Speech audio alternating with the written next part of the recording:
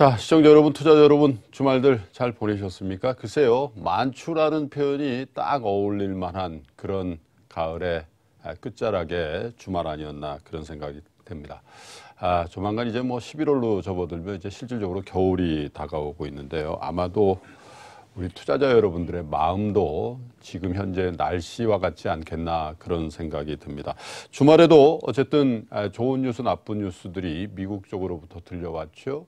11월에 있는 G20이 아르헨티나에서 벌어진다고 하는데 G20 정상회담에 앞서서 트럼프 미 대통령과 시진핑 중국의 국가주석이 정상회담을 할 것이다라는 소식이 물론 이제 공식적으로 양국이 발표한 바는 아닙니다만 언론을 통해서 알려지기도 했고요. 중간선거 이후로 미뤄졌던 미국과 북한의 북미 정상회담이 해를 넘길 가능성에 대해서 미국 관리의 입을 통해서 뉴스가 전달이 되기도 했습니다. 하나는 비교적 좋은 뉴스고 하나는 조금 실망스러운 뉴스가 아닌가 싶은데요. 이렇듯 연말로 가면서 증시에는 분명히 호재와 악재가 있습니다만 현재까지의 분위기는 악재가 호재를 압도하면서 시장 분위기를 이끌어가는 전형적인 약세 국면인 것 같습니다.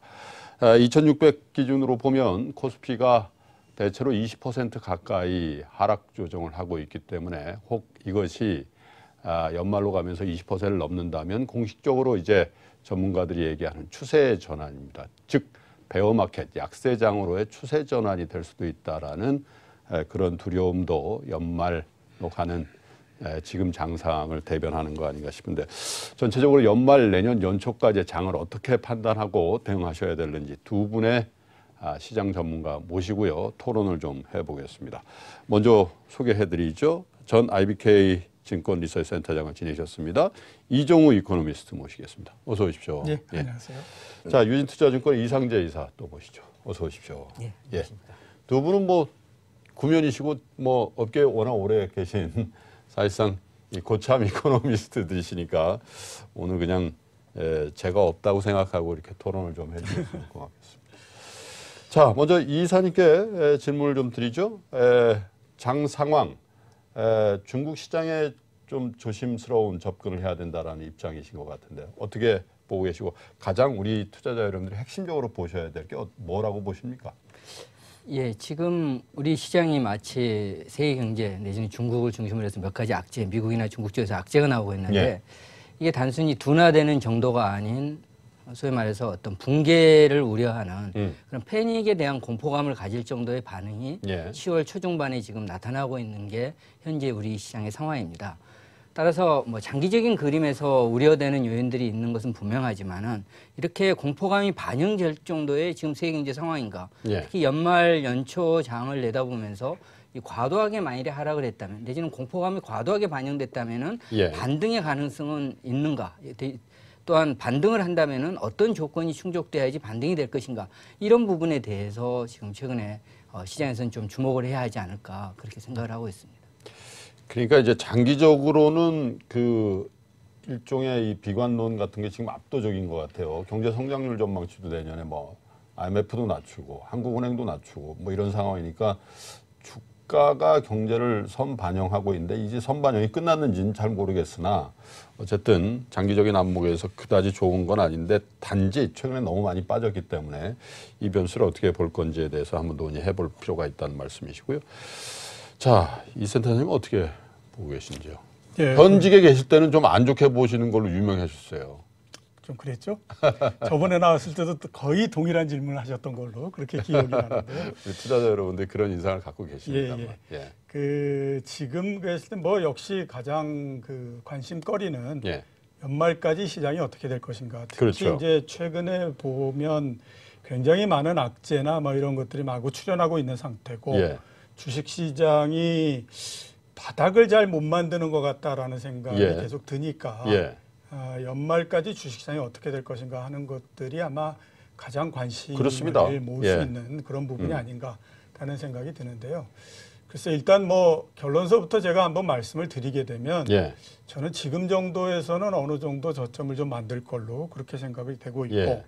연말까지 봤을 때 지금에서 크게 밀리거나 그러지는 않는 형태에서 끝나지 않을까라는 예. 생각을 하고 있어요. 그러니까 대체적으로 봤을 때 그냥 옆으로 이렇게 쭉 이렇게 가는 그런 그 상황으로서 시장이 마무리되지 않을까라는 생각이 드는데 연말까지요. 예. 그 시장을 나쁘게 보기 시작하면 끝도 없는 거고요.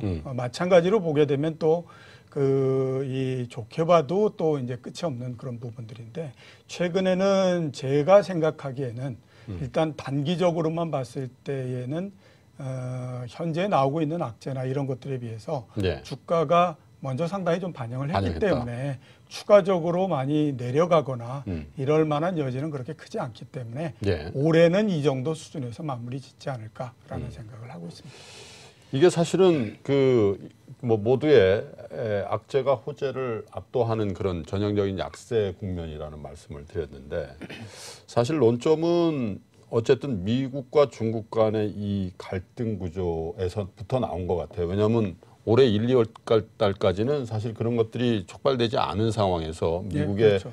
어떤 금융시장 내부의 문제 때문에 미국 시장이 크게 조정을 받은 바는 있지만 사실 뭐 우리 시장에 그렇게 큰 영향을 주지도 않았고 그런데 이제 2, 3월 넘어가면서 미중 갈등이 표면화되면서부터 아주 무기력해져 버렸단 말이에요. 그런데 문제는 이게 장기 레이스로 간다라는 얘기들을 워낙 많이 하다 보니까 끝을 모르겠다라는 데 이제 불안감이 있는 거 아니겠어요? 지금은 뭐 봉합 국면인 것 같긴 한데 이걸로 끝날지요. 봉합 국면은 아니죠. 지금은 봉합 국면이면 어느 정도 이제 문제가 좀 갈등이 풀리면서 이렇게 조금 더 이상 악화되지 않는 국면을 봉합 아니, 국면이라고 그러니까 단기적인 한다면, 봉합 국면, 중간 선거 전까지 뭐 더 이상 더 악화시키려는 것 같지는 않아서. 예, 지금은 아예 무관심, 그러니까 대화가 단절된 예. 중단 국면이다라고 할 수 있고요. 중단 국면. 예. 저희들이 이제 첫 번째, 저도 이제 같은 의견입니다. 여기서 더 좀 선반영된 측면이 강하고 어떻게 본다면은 반등이 될 수 있는 조건들이 무엇일까를 고민을 해보면은 첫 번째 저희들이 지금 조금 긍정적으로 보고 있는 것은 말씀드린 대로 3월 달에 미중 무역 전쟁이 발발되고 나서 6월 달에 첫 번째 시행이다라는 발효시키는 조치가 되고 나서 시장이 단계적으로 이렇게 충격을 받아왔었는데 가운데 이 상황을 보면은 미중 간의 협상이 있었을 때는 또 시장이 안정이 되면서 반등이 나타났던 모습들이 있었는데 최근에 지금 9월 이후로는 그런 어떤 미중 간의 협상이 무산되는 모습이 나오면서 시장이 힘을 잃은 상황이거든요. 최근에 나타나고 있는 긍정적인 우리가 기대해 볼 수 있는 그런 측면 중에 하나는 저희들이 지금 보도에 의하면은 말씀하신 것처럼 11월 30일, 12월 2일 G20 정상회담에 앞서서 그 하루 전날인 29일 날 미국과 중국의 이 정상회담이 예정이 돼 있는데 예정을 그렇게 진행될 가능성이 있다라는 보도가 있었는데 저희들이 생각하는 것은 정상회담이라는 것은 단순히 정상이 그냥 만나지는 않거든요. 사전에 실무 고위급에서 사전 정지 작업이 충분히 있고 나서 정상회담이 이루어지기 때문에 물론 그 과정 정상회담에서 어떤 긍정적인 결과가 나올지에 대해서는 지금 쉽게 예단하기는 어려운 상황이긴 하지만은 다시 한번 그런 미중 협상이다라는 이런 카드가 다시 한번 10월 하순과 11월 달에 나올 수 있다는 측면에서 그렇다면 올해의 상황을 봤을 때 미중 간의 그런 협상이 진행이 된다면은 시장은 더 이상 공포감보다는 다시 협상에 대한 기대를 가지는 여건이 만들어진다는 측면에서 첫 번째 지금 뭐 올해 10월 달 들어서의 어떤 급락이 조금 반등할 수 있는 워낙 단기간에 속절없이 급락했기 때문에 이런 단기간에 갭을 발생하면서 급락한 부분에 대해서는 좀 채워질 수 있는 가능성이 있지 않는가 이런 부분들을 지금 첫 번째 생각을 하고 있는 거죠. 근데 화면에 뭐 트럼프 대통령 얼굴이 나옵니다만은 그냥 트럼프 대통령이 아니고 오바마다 클린턴이다 그러면 예측이 어느 정도 가능하니까 정상회담 전까지는 딴 일 없이 그냥 순조롭게 가겠네라는 게 통상적인 생각인데 워낙 돌변하니까 예측 불가해요. 이렇게 생각해 보셔야 될 것 같은데요. 주식시장에서는 단기적으로 봤을 때 사람들이 이벤트에 굉장히 많이 몰입을 하는 경향을 많이 보입니다. 왜냐하면 이벤트라고 하는 것이 당장에 보게 되면 사람들한테 굉장히 자극적으로 다가오는 면들이 있기 때문에 이제 그런 부분들인데요. 자, 그럼 우리가 한번 이렇게 생각을 해보죠. 만약에 미국하고 중국 사이에 무역 분쟁이나 이런 것들이 없었다라고 하게 되면 지금 뭐 중국과 관련한 여러 가지 경제 변수라든가 아니면 시장 변수라든가 이런 것들이 안정적이었을 것 같은가 라는 것에 대해서 한번 생각해 볼 필요가 예. 있는데요. 저는 아마 일시적으로 어떤 그런 부분들을 제외한다라고 하면 그 무역 분쟁이나 이런 것들이 없었다라고 하더라도 지금에 비해서 그렇게 좋아지지는 않았을 것 같다라는 생각을 합니다. 왜 그러냐면 자, 우리 이렇게 한번 생각을 해보죠. 지금 그 중국의 성장률이 6.5%까지 떨어지지 그렇습니다. 않았습니까? 예. 6.5%까지 떨어지는 건 어떻게 보게 되면 충분히 그럴만하고 합리적이다라는 생각이 들어요. 예. 그 중국이 이제 고도 성장을 하던 기간이 2008년으로서 끝이 났고요. 그렇죠. 지금은 중간 단계의 성장으로서 넘어오는 그런 예. 국면이지 않습니까? 우리나라 같은 경우에 보게 되면 꾸준히 계속해서 성장률이 떨어지는 형태였어요. 그러니까 중국도 마찬가지로 그런 내에 들어가 있다라고 봐야 되는 거거든요. 그다음에 또 우리 환율과 관련해서 많이 이제 얘기들 하고 그러는데 자금 이탈에 대한 우려 이런 부분들은 굉장히 클 수밖에 없습니다. 예. 2016년도에 위안화가 3% 정도 절하됐거든요. 그 당시에 중국에서 빠져나간 돈이 7,250억 달러 정도 됐었습니다. 올해 들어서 한번 생각해 보면 9% 정도 위안화가 절하가 됐거든요. 3%에도 그렇게 많이 빠졌는데 예. 도대체 9% 되면 얼마나 빠질 거냐 하는 것들에 대한 두려움 이런 것들은 당연히 있을 수밖에 없는 거거든요. 그런 면에서 보게 되면 물론 이벤트적인 측면에서 그 중국하고 미국 사이의 무역 분쟁 이런 것들이 상당히 부담이 됐던 것은 사실이지만 그런 부분이 없다라고 하더라도 중국 경제가 굉장히 높은 성장을 하면서 지금과 상당히 다른 모양을 보였을 거다. 이런 생각은 저는 들지는 않습니다. 그렇기 때문에 예. 주가가 어느 정도 이렇게 반영을 하고 이런 부분들은 있지만 앞으로 중국 시장에 우리나라가 그렇게 크게 많이 좌우되고 이러는 국면은 나오지 않을 것 같다. 자, 여러분 말씀드리는 순간에 상해 종합주가지수의 현황을 보고 계시는데 상해 종합주가지수가 2.99% 크게 갭업 하면서 시작을 하고 있는 모습이고요. 선전 성분 지수도 3.3 그리고 홍콩 항생도 1.27이니까 최근 들어서 가장 그 활발한 모습이 보이는데 자, 이 센터장님 말씀이 이러신 것 같아요. 이 미국과 중국 간의 갈등은 어차피 있을 수밖에 없는 상황이었는데 그게 핑계는 될 수 있으나 본질은 사실 전 세계 경기의 순환이라는 측면에서 중국으로 대변되는 고도 성장에 일단 브레이크가 걸린 것들이 지금 전 세계적으로 작용하고 있는 거다. 예, 그렇죠. 예, 순환적인 측면에서 경기를 더 봐야 되는 거 아니냐. 자연스럽게 사실은 경기 얘기로 이제 접어드는 것 같은데 이 사장님 어떻게 보십니까? 예, 지금 중국 경제의 어떤 성장 둔화는 사실은 이미 상당 부분 알려졌고 예. 오랫동안 지금 최근 수년 동안 전개돼 왔던 예. 현상 중에 하나죠. 잠깐 2017년도에는 성장이 반등하기도 했지만은 중국 경제가 다시 7%, 8% 성장한다는 것은 중국 정부도 원하지 않기 때문에 그게 이제 중국 경제가 나중에 버블에 의해서 급격히 무너질 수 네. 있다는 것을 중국 정책 당국도 알고 있기 때문에 그걸 둔화시키는 정책은 이미 진행되고 왔었고요. 예.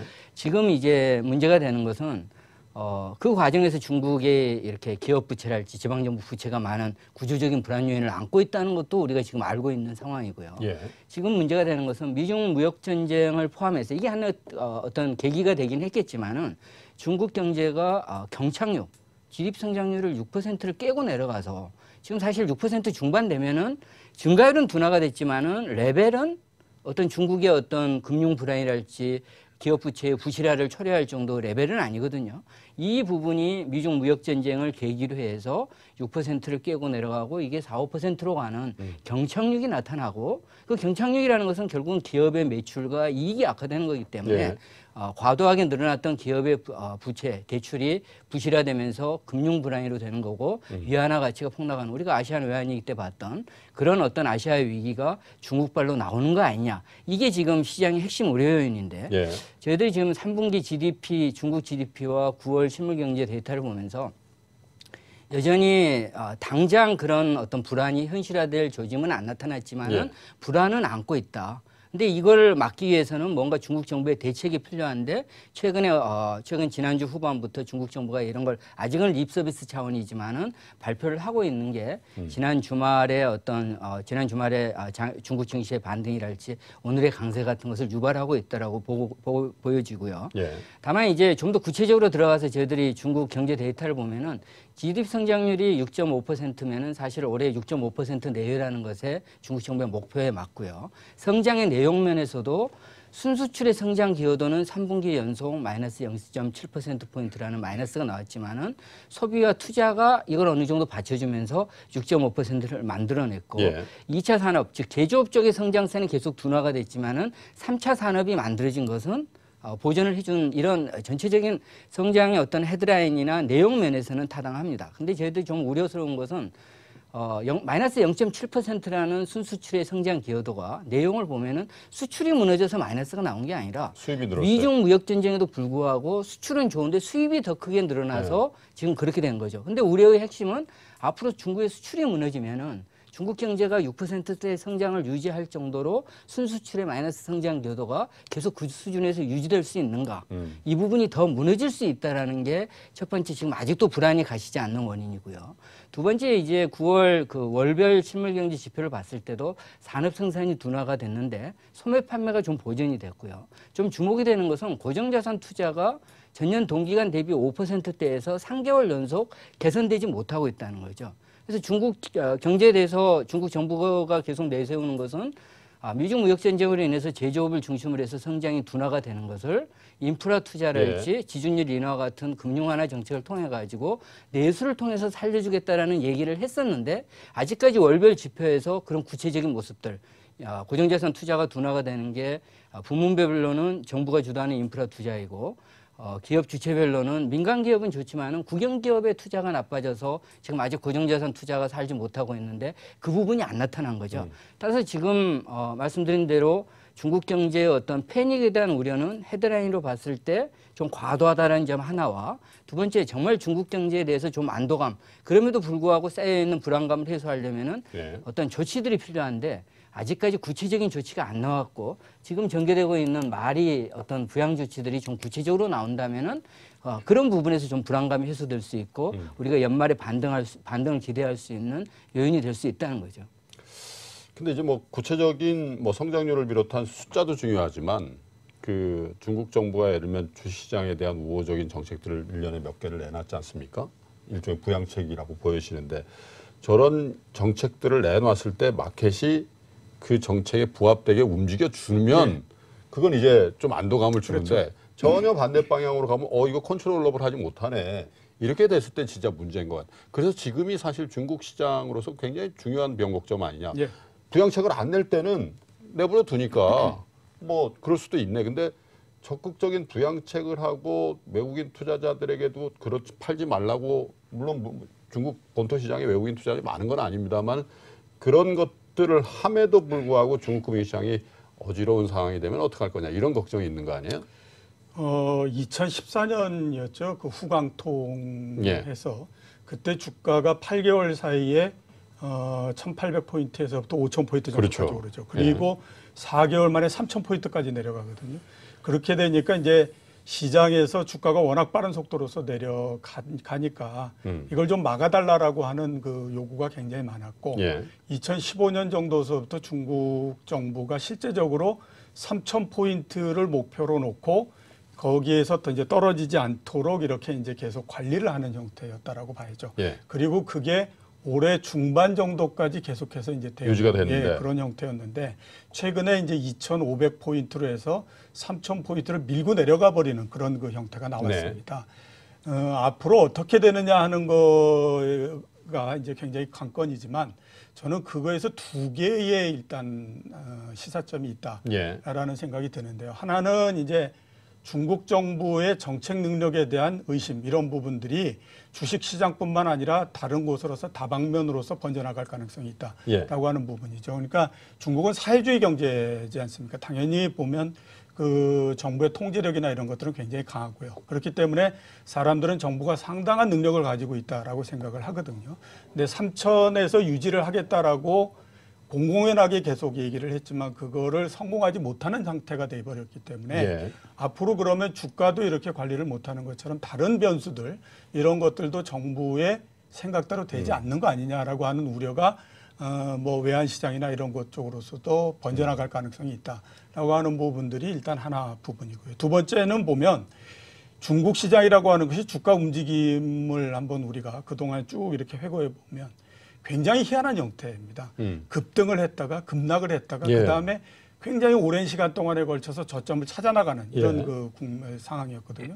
이번 같은 경우에도 4년 동안 3,000 포인트까지 쭉 이렇게 내려오는 저점을 찾아가는 과정이었어요. 그러니까 이게 성공을 했다라고 하면 중국 시장이 3,000 정도에서 저점을 만들 수 있다라고 우리가 생각을 해야 되는데 갑자기 밑으로 확 쳐져버리는 형태가 됐거든요. 예. 그러면 새로운 저점을 또 다시 찾아 나가야 되는 과정이고 그 얘기는 상당히 또 앞으로 시간이 걸릴 수밖에 없다라고 하는 그런 과제를 이제 안게 됐다라고 봐야 되기 때문에 최근에 중국 시장의 움직임이나 이런 것들은 경제가 움직이는 것보다도 좀 더 기분이 나쁜 형태였다라고 볼 수밖에 없다라고 봐야죠.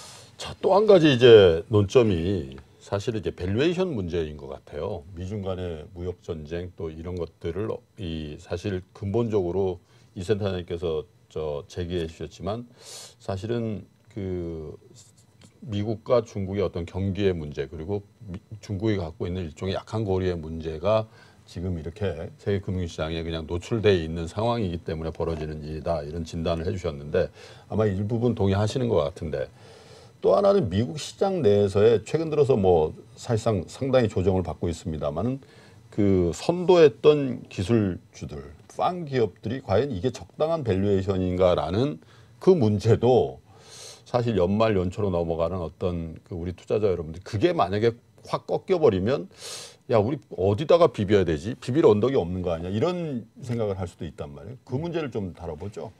예, 조금 불안한 그 요인이라고 할 수 있죠. 쉽게 얘기해서 우리는 지금 미리 많이 빠졌는데 미국은 이제 고점에서 빠지기 그러니까. 시작을 했으니까 예. 여기서 미국이 만일에 하락을 한다면은 우리가 좀 과도하게 미리 먼저 빠졌다 그래서 우리가 다시 안정을 찾는 게 아니라 그러니까요. 뒤늦게 미국이 빠지면서 우리도 덩달아서 더 빠지게 될 수 예. 있는 그런 불안 요인이 있고요. 미국 내부적으로는 조금은 불안스러운 게 그 일부 지금 미국 경제에 대해서도 경제 성장률의 둔화 가능성과 좀 장기적인 얘기지만 올해의 얘기는 아니지만은 올해 3분기나 4분기 얘기는 아니지만은 2019년도 중후반까지 내다본다면은 미국 경제 성장률이 둔화가 되고 올해 좋았던 미국 기업 이익들이 조금 약화가 될 수 예. 있다라는 게 지금 미국 시장에서 좀 반영이 되고 있는 거죠. 그런 측면에서 봤을 때 역시 이제 기업 이익 쪽이 기업 이익이나 경제 성장률 쪽에 봤을 때 미국의 금리 정책이 여전히 부담스럽습니다.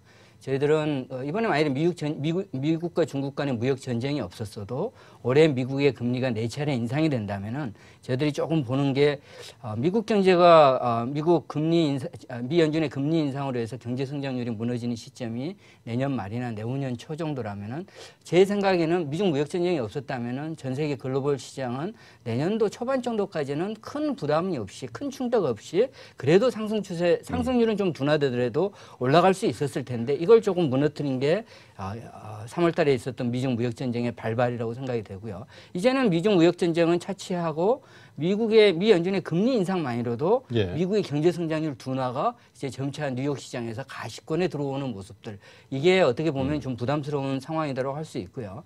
그래서 지금 오히려 바라는 것은 미 연준의 금리 인상이 중단되는 신호가 쉽게 지금 나올 수 있는 상황이 아니죠. 계속 미 연준은 미국 경제가 강하다라는 어떤 신념을 가지고 통화 정책에 대해서 파월 의장뿐만이 아니라 대부분의 연준 위원들이 얘기를 하고 있기 때문에 그 부분에 대해서 미국 경제가 좀 슬로우해지는 모습이 지금 오히려 좀 필요한 상황이다. 네.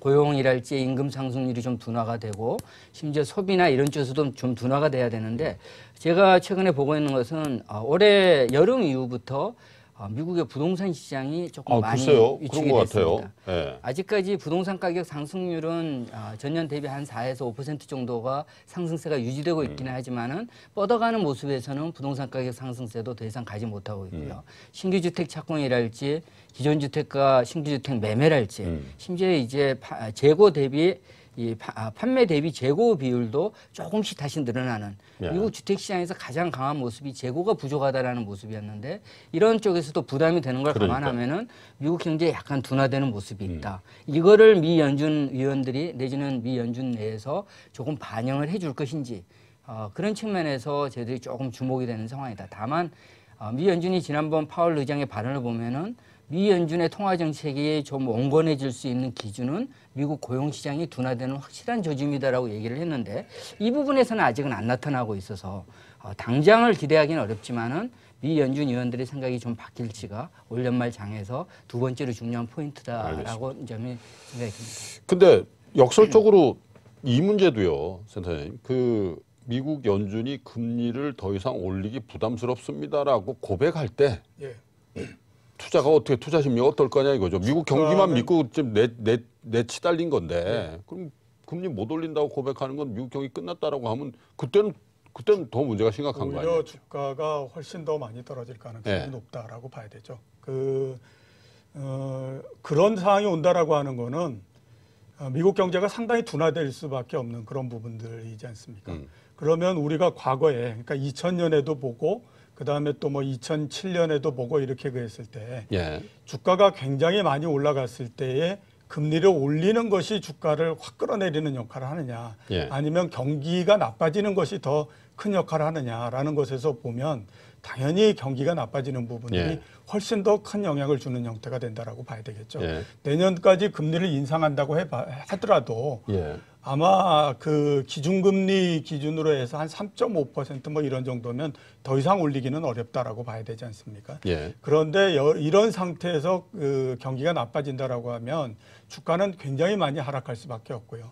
그거는 높은 주가와 관계돼서 또 미국의 기업 실적이나 이런 부분들이 갑자기 굉장히 나빠질 수 있다라고 하는 걸로서 그 확대 해석이 되는 수밖에 없는 거고 그다음에 지금 나스닥이 이렇게 높은 상태인 것이 과연 이런 경기 상태에서 유지될 수 있겠느냐 하는 것들에 대한 우려가 만방으로 이렇게 계속해서 번져나갈 수밖에 없는 그런 부분들이기 때문에 오히려 지금에서는 어떻게 보게 되면 그 경기가 안 좋기 때문에 예. 여기에서 더 이상 금리를 인상하지 않겠다라고 하는 선언을 한다라고 하는 거는 주식시장에 굉장히 안 좋은 영향을 미칠 수밖에 없다. 이렇게 봐야 되는 거겠죠. 약간 부언해서 예, 말씀해 말씀드리면은 주십시오.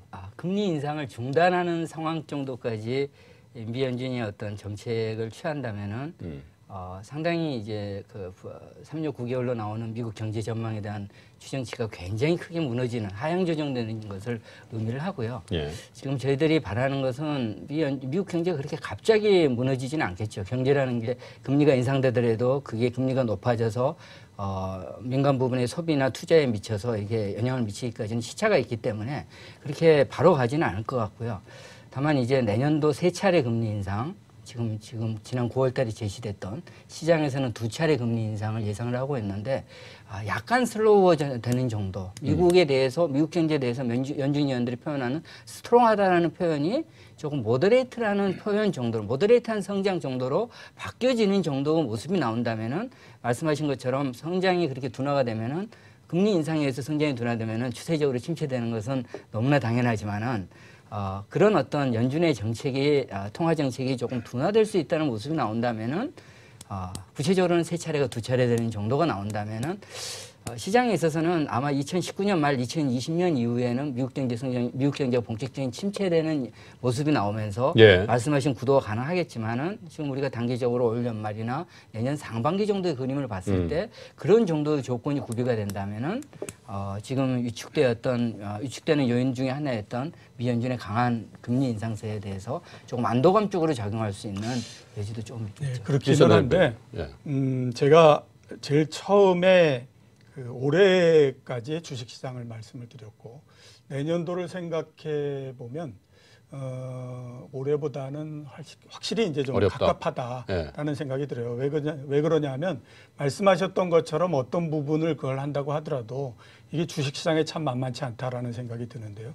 성장 같은 경우가 지금 우리가 그래서 이제 뭐 이렇게 좀 낮아진다라고 하면 그거는 어떻게 됐든지 그 주식시장에 그렇게 긍정적인 형태는 안 된다라고 봐야 되겠죠. 그 다음에 3번 인상을 할 거를 2번 정도로서 이렇게 한다라고 하더라도 이미 미국 시장이나 이런 그 미국 시장은 그 금리 자체가 굉장히 부담을 느낄 수밖에 없을 정도로 예. 금리 수준이 높아졌고 그거에 따라서 주가도 상당히 좀 높은 상태이기 때문에 비록 한 2번 정도 뭐 이렇게 해서 3% 내지는 뭐 그거를 약간 좀 윗도는 그런 정도 수준에서 그친다고 하더라도 이미 저금리와 그다음에 그 성장 또 저물가 이런 것들이 기조적으로 돼 있는 상태에서 이미 미국 주식 그 금리도 굉장히 높은 수준까지 올라왔다라고 볼 수밖에 없는 거거든요. 그렇기 때문에 금리를 뭐 지금 생각했던 것보다도 몇 번 덜 올린다고 하더라도 역시 그 부분은 주식시장에 영향을 미칠 거고, 그거를 만들기 위해서 경기가 좀 우리가 지금 생각하는 것보다 약해진다고 하더라도 시장은 또 영향을 받을 거고, 그런 면에서 보면 올해보다는 참 내년도 주식시장이 상당히 좀 걱정이다, 이렇게 볼 수밖에 없는 거죠.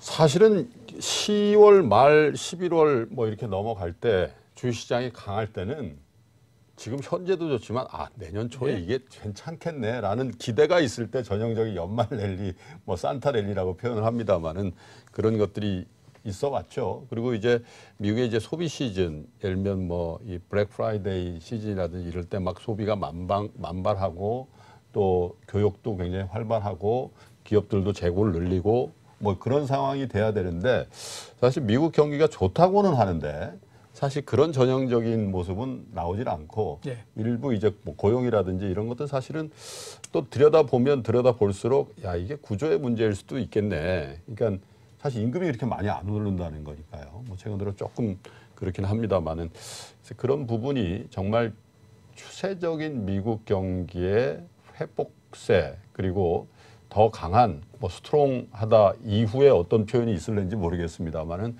그런 정도의 미국 경기, 그리고 그에 의존하는 세계 경기의 진작, 이런 것들을 현재 기대하고 있지는 않다라는 데는 두 분 다 공감대가 있는 것 같은데, 단 앞으로 3개월 혹은 6개월을 보는 시장관에 대해서는 두 분이 조금 다른 시장관을 갖고 계신 것 같습니다.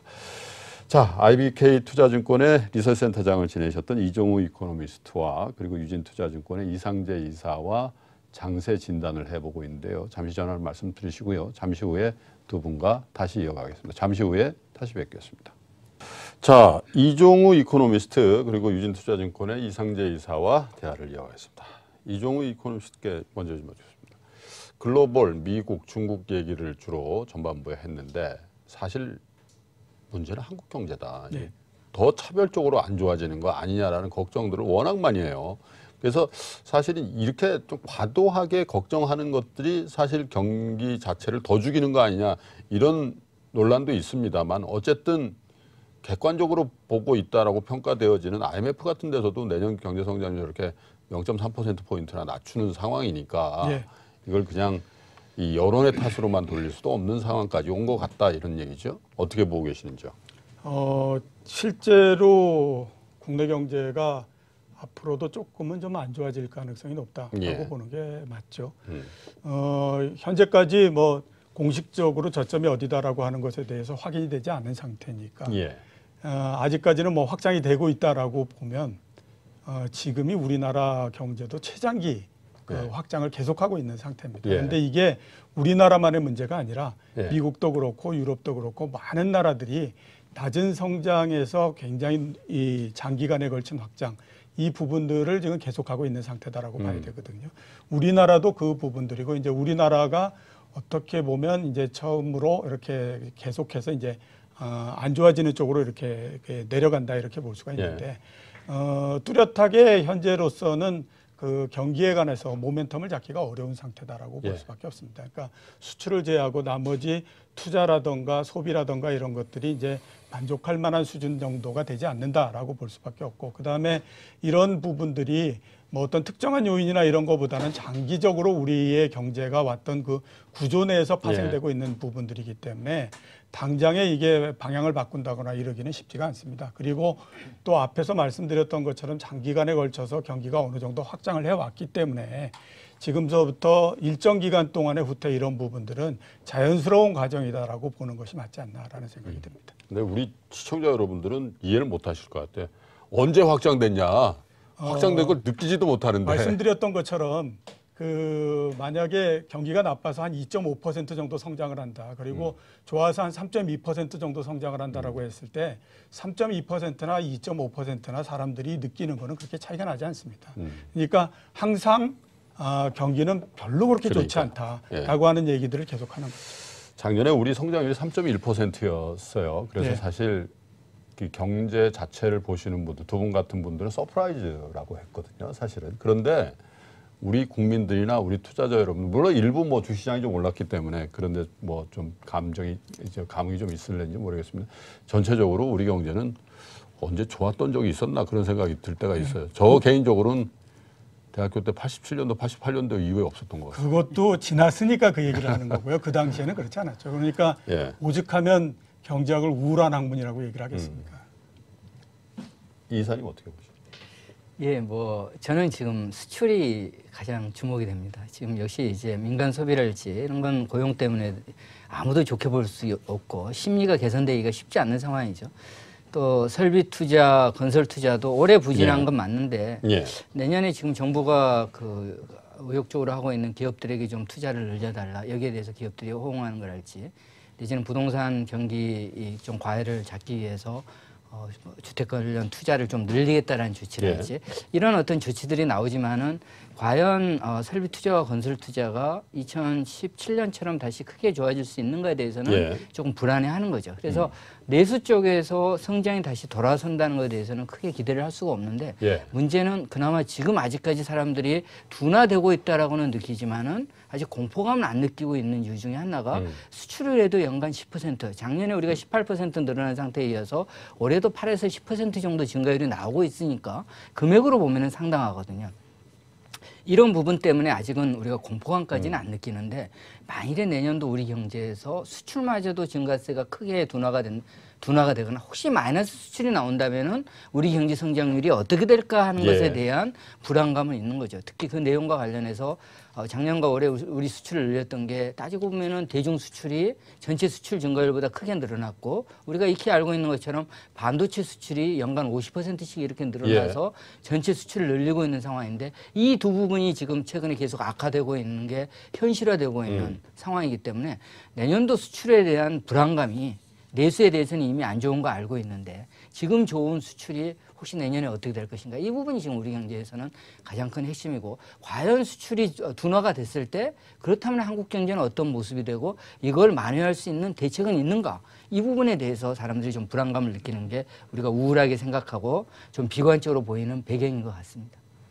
그때 또 일변으로는요, 뭐 반도체 착시론도 얘기하고 뭐 삼성전자 착시론도 얘기한 지가 꽤 됐어요. 예. 근데 계속 좋아지고 있지 않습니까? 그리고 또 긍정적으로 얘기하면 그러면 우리 한국 경제가 수출이 좋아서 다소 회복됐다가 수출이 나빠서 또 침체를 갔다가 뭐 그런 건 인정은 하겠는데 언제 전 종목이 전 산업이 다 수출 좋았던 적이 언제 있냐? 자동차 좋았을 때는 반도체가 꼬라박았고 조선 좋을 때는 또 다른 게 안 좋았고 그렇게 해서 다 순환하면서 하는 건지 가게 이 상점에도 다 잘 팔리는 물건 안 팔리고 구색 갖추고 하는 거지 우리가 정상적이다 이렇게 보는 시각도 있는 거 아닙니까 수출에?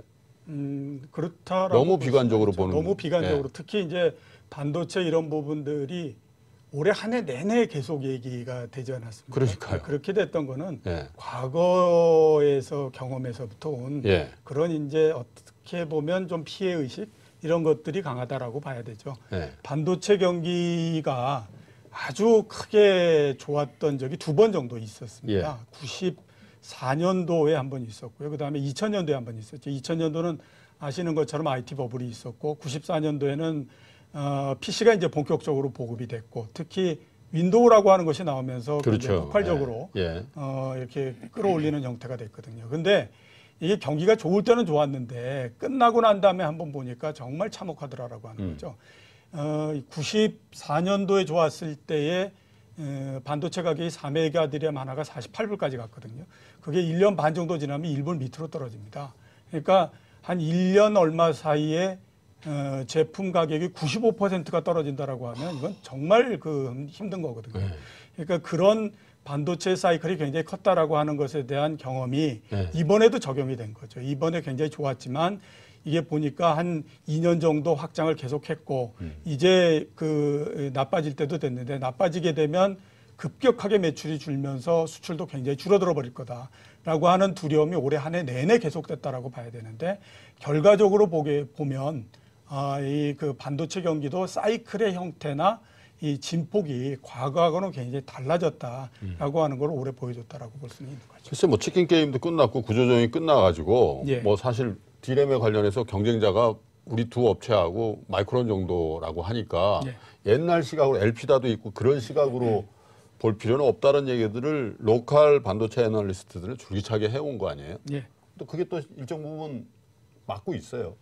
예, 지금 오늘 그 20일까지 10월달 수출 예. 데이터가 나왔죠. 또 월말까지 이렇게 저희들이 추정을 해봐도 예. 물론 이제 추석 연휴가 작년과 다르기 때문에 우리가 9월달에는 좀 안 좋았다가 10월달에는 사실 일평균이 중요하죠. 예, 사실. 일평균은 소폭 줄어드는 정도니까 작년 10월이 근데 워낙 좋았기 때문에 전체적으로 수출이 우리가 500억 달러를 넘겨서서 이번 달에도 530에서 한 540억 달러 정도면은 네. 우리가 한 달에 한 500억 달러대 이렇게 넘어서는 수출은 사실은 굉장히 서프라이징한 그렇죠. 수치거든요. 그 결국 그 배경에는 반도체가 둔화되고 있긴 하지만은 역시 이제 가격 하락폭이 그건 하락은 이미 전개되고 있지만은 네. 그 하락폭이 아직은 크지 않고 또 아직은 물량 쪽에서 양호하게 나오고 있다라는 것을 대변하는 걸로 보여지는데 그렇게 되면은 정말 다행일 것 같고요. 물론 내년에 과거에 봤던 것처럼 반도체 가격이 이렇게 거의 바닥으로 급락하는 그런 모습은 아니겠지만은 예. 증가율은 워낙 이제 둔화 자체는 불가피하거든요. 올해 반도체 수출 증가율이 한 40%, 45% 정도 나오는데 내년에 이게 20%를 유지할 수 있는가에 대해서는 이거는 분명한 그 시그널이 그렇게 되기는 어렵다. 그렇다면 우리가 다른 자동차랄지 다른 쪽에서 네. 그럼 전통적인 산업들이 이걸 수출을 보전을 해줄 수 있는가 이런 부분을 관련해서 본다면은 올해 월 평균 수출 증가율이 거의 한 500억 달러 가까이 나오는데 내년에도 10%가 유지가 되려면은 내년에는 550억 달러 월 평균 수출 증가율이 나와야 되거든요. 수출액이 예. 우리가 매월 초에 발표되는 그렇죠. 통관 기준 수출액이 예.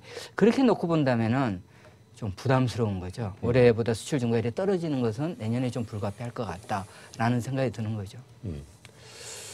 자, 수출 증가율에 대해서 말씀드리고 있습니다. 반도체가 워낙 큰 그 포지션을 차지하고 있기 때문에 저희가 집중적으로 반도체 얘기를 했습니다만 희망컨대는 사실 최악의 국면, 물론 이제 통관 기준으로 최악의 인도 기준이죠. 이 최악의 기준 저 상황을 경험했던 뭐 조선 이런 것들도 수주가 좀 는다고 하니까 물론 이게 뭐 2004, 5, 6년도에 초호황기 때하고 비교하면 그렇지 않습니다만 어쨌든 그래도 사이클 경기, 사이클 산업이라는 게 좀 돌고 도는 모습만 보여줘도 훨씬 더 위로가 될 것 같은데 그 부분이 어떻게 될는지 특별히 자동차 같은 것들이 많이 걱정스러운가 봐요. 몇 년 동안 굉장히 안 좋았죠. 주가도 이미 다 보여줬던 부분들이고요. 지금 자동차 이런 것들에 대해서 걱정을 하는 가장 큰 부분 중에 하나는 아까 말씀드렸던 것처럼 이제 선진국을 포함해서 세계 경기가 별로 그렇게 좋지 않을 것 같다라고 하는 것에 대한 우려. 이 부분들이 굉장히 큰 거죠. 그러니까 자동차의 내수라고 하는 것이 그렇게 그 절대적인 거는 아니거든요. 역시 마찬가지로 그 수출이 얼만큼 되느냐 하는 것들이 굉장히 중요한데 경기가 떨어지게 되면 자연적으로 제일 먼저 영향을 받을 수밖에 없는 게 내구재 중에서 가장 큰 자동차가 영향을 받을 수밖에 없는 거거든요. 그게 경기가 굉장히 좋고 했을 때에도 이게 우리나라 자동차 수출이나 이런 것들이 원활하지 않은 걸 보면 이게 제품의 경쟁력이나 이런 것들에 좀 문제가 있는 거 아닌가라고 하는 생각을 했었는데 그게 경기가 둔화되면 더해지는 거 아니냐라고 하는 우려가 있을 수밖에 없으니까 그런 그 부분들이 지금 이 영향을 미친다라고 봐야 될 것 같고요. 그렇죠. 오히려 자동차보다는 경기나 이런 것들이 모두 다 바닥을 쳤기 때문에 내년도에는 조선이나 이런 것들은 조금 좀 기대해 볼 수 있지 않을까라는 생각을 하고 있습니다. 11만 5천 원이에요. 현대 자동차가. 그 우리 투자자 여러분께서 어떻게 느끼시는지 모르겠지만 이게 사실 27만 원 뭐 이런 정도까지 거의 30만 원까지 갔던 거니까 갖고 계신 분들 입장에서는 아우 정말 피눈물 나는 겁니다. 왜냐하면 확장기였다면서요. 글로벌리 경기 확장기였는데 이런 모습이 나오니까 그러면 경기가 정말 하강곡선을 그어가지고 말씀하신 것처럼 기름값도 올라버린 상태에서 미국 집값 빠지면 미국 사람이 차 바꿉니까? 그런 측면에서 야 이거 어떻게 봐야 돼? 구조적인 문제로 그냥 봐야 될지 이 경기 사이클로 봐야 될지에 대해서 굉장히 고민스러운 분들이 많단 말이죠. 그래서 참 어렵습니다. 쉽게 얘기하기가 어려운 게 우리가 소비랄지 이런 것들은 사실 굉장히 안정적인 변수들이다라고 얘기를 하는 거거든요. 왜냐하면은 좋아지면은 조금 더 쓰긴 하지만은 2배, 3배로 쓰지는 않는 거죠. 조금 안 좋아진다 그래서 이걸 완전히 크게 무너지지도 않는 거죠. 이런 걸 안정적인 변수라고 하는데 우리가 수출은 굉장히 변수의 어떤 변동폭이 큰 변수다라고 우리가 얘기를 하는 거죠. 왜냐하면은 우리가 소규모 개방 경제로서 우리가 수출을 늘리고 싶다 그래서 우리 수출이 늘어나는 게 아니거든요. 세계 경제 사이클과 그리고 환율에 의해서 결정이 되기 때문에 그렇죠. 그렇게 놓고 본다면은 과연 내년도 세계 경제 특히 중요한 선진국 미국을 중심으로 한 선진국과 중국의 경제 사이클이 올해보다 내년이 더 좋아질 수 있는가에 대해서는 모든 사람들 우리가 처음에 얘기를 나눴던 것처럼 미국도 이제 금리 인상에 장기 시장 금리가 높게 올라가면서 경제 사이클 성장세가 둔화되는 게 눈에 보이고 중국도 우리가 안정 성장을 기대할 뿐인 것이지 성장세 둔화는 불가피한 모습. 그렇다고 해서 우리가 지금 원달러 환율을 1,200원으로 올려가지고 우리 수출 가격 경쟁력을 높여서 수출을 늘리자니 지금 트럼프를 중심으로 한 미국 쪽에서 눈을 크게 뜨고 우리를 쳐다보고 있는 모습이어서 환율 정책도 쓸 수 없는 이런 상황. 그건 뭐 내년부터 다 까기로 한 거 아닙니까? 예, 그렇죠. 그렇게 놓고 본다면은 지금 우리 수출을 결정하는 세계 수입 수요 대외 여건이 올해도 지금 우리 시장이 미리 선반영에서 빠질 정도로 안 좋았는데 내년에는 정말 올해보다 더 안 좋아지는 모습이다라는 게 우리가 그나마 지금 반도체나 이런 쪽에서 선전을 해줘서 버텨주면은 정말 다행인데 그렇지 않다면은 조금 불안스러운 모습들이 조금 우려가 되는 상황인 거죠. 사실 이 두 분을 모시면요 갑론을박이 좀 돼야 됩니다. 한 분은 걱정하지 마십시오라고 얘기해 주시고 한 분은 걱정하셔야 됩니다라고 얘기해야지 이 진행자도 이렇게 밸런스를 유지를 하는데 두 분 모두 좀 걱정스러운 입장에서 말씀해 주시고 물론 온도의 차이가 좀 있습니다만 자 시간이 거의 다 됐습니다. 이종우 애널리스트 애널리스트께 이코노미스트께 연말까지 우리 투자자 여러분들이 어떻게 하셨으면 좋겠다라는 말씀을 좀 조언을 좀 주십시오. 주식을 뭐 줄이냐 아니면 유지하냐 이것도 좋고 만약에 유지하거나 하시려면 어느 쪽이 좀 좋을 것 같다. 좀 더 깊이 있게. 저는 참고 견디시라라는 얘기를 하고 싶습니다. 만약에 주가가 하락을 한다고 하더라도 제 생각으로는 2011년서부터 2016년도까지 만들었던 박스권을 그것까지 이탈을 해가지고 밑으로 내려가거나 이러지는 않는다라고 생각이 들거든요. 근데 그 당시에를 우리가 한번 이렇게 보면 저점이 대체적으로 1,850 정도 이런 정도였거든요. 그리고 기업이익은 분기에 30조 정도가 발생을 했던 때입니다. 지금은 50조 정도가 발생하죠. 그러니까 주가는 어느 정도 내려왔다라는 생각이 들기 때문에 여기에서 어떤 대응을 한다라고 하는 것 자체가 이게 과연 정답이 될 것이냐 하는 부분들은 저는 아니라고 생각하거든요. 그렇기 때문에 연말까지 했을 땐 일단 참고 한번 견뎌보자. 그리고 아주 나쁜 거는 아닐 테니까 하다 보면 이게 좋은 날이 오지 않겠느냐라는 생각을 알겠습니다. 이상재 이사님. 예, 저도 위기와 침체는 다르다라는 말씀을 드리고 싶습니다. 우리가 소위 말해서 경제 용어로 따지면은 리세션이라는 경기가 이렇게 둔화되는 국면과 후퇴하는 국면과 디플레이션이라는 침체가 심화되면서 금융 불안의 전조가 나오는 이 두 단계로 나눌 수 있는데요. 지금 전개되는 모습은 성장이 둔화가 되는 리세션으로 가기 위한 전제 단계인 것이지 어떤 디플레이션이 나오는 상황은 아니거든요. 근데 지금 10월 달 들어서 시장이 보여주고 있는 모습은 이런 디플레이션을 반영하는 듯한 모습이 나왔기 때문에 시장은 조금 과민 반응한 상태이다. 여기에 말씀드린 대로 어쨌든 미중 정상회담을 앞두고 그동안 없었던 그 미중 협상에 대한 얘기가 좀 나오고 중국에서 구체적인 경기 부양에 대한 조치들이 좀 나오게 된다면은 지금 과민 반응했던 시장은 좀 제자리를 찾아갈 충분한 룸이 있다 하는 점을 말씀드리겠습니다. 두 분 다 뭐 지금 주식을 내다 팔아야 될 때는 아니라는 데는 또 공감대를 갖고 계시는군요. 일단 여러 가지 경제 환경이라든지 이런 거에 대한 장기 전망이 어두운 건 사실이지만 주식시장이 특별히 한국 주식시장이 밸류에이션의 측면에서 부담 없는 수준까지 근접해 오고 있다라는 데는 대부분 동의하시는 것 같습니다. 두 분과 말씀을 나누는 1시간 동안요. 장이 많이 회복을 했군요. 코스피 지수로 거의 보합 수준까지 회복을 하고 있다는 말씀을 좀 드리면서 두 분과의 대화를 마감을 해보겠습니다.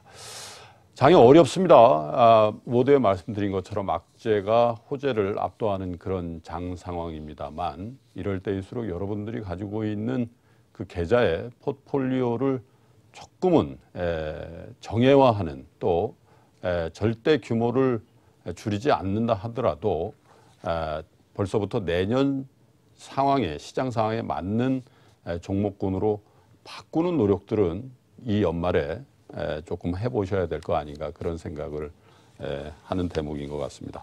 모쪼록 연말까지 여러분들의 투자가 비교적 지금까지의 2018년보다는 훨씬 더 분위기가 좋게 진행이 되기를 바라면서 오늘의 대화는 마감을 하겠습니다. 두 분 고맙습니다. 예. 자, 월요일에 보내드린 정시라인 오늘 여기까지 하겠습니다. 내일 화요일에도 정시라인 여러분들과 함께 한 걸음 더 들어가 보겠습니다. 시청자 여러분, 투자자 여러분 고맙습니다.